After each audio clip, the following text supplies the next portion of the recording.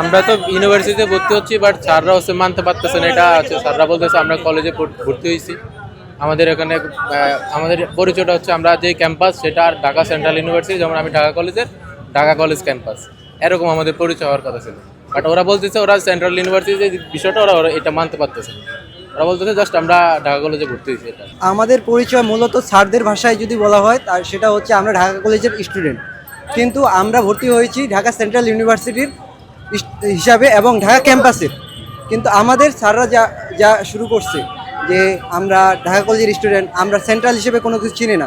আমরা চাচ্ছি এই অধ্যাদেশের মাধ্যমে একটা সুনিশ্চিত পরিচয় নিতে, যেই পরিচয়ের মাধ্যমে আমরা গৌরবের সাথে এই দেশকে জানাতে পারবো যে আমরা ঢাকা সেন্ট্রাল ইউনিভার্সিটির একজন স্বনামধন্য স্টুডেন্ট।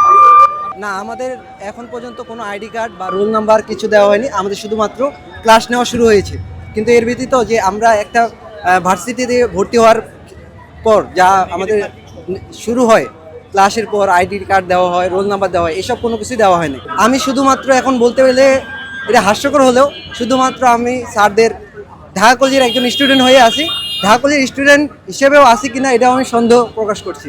আজকের অবরোধ করার কারণ আপনারা জানেন সামনে নির্বাচনের যে উপদেষ্টা মণ্ডলী তাদের হয়তোবা কালকেই শেষ সভা, তো সেই সভায় যেন আমাদের অধ্যাদেশের খসড়াটি সম্পূর্ণভাবে উপস্থাপন করা হয় এবং অধ্যাদেশটা দেওয়া হয়। এই উপলক্ষে আমরা আজকে এই সমাবেশটা আয়োজন করছি, তো যাতে আমাদের যে সার্বিক সমস্যা এই সমস্যার সমাধান পাই আমরা।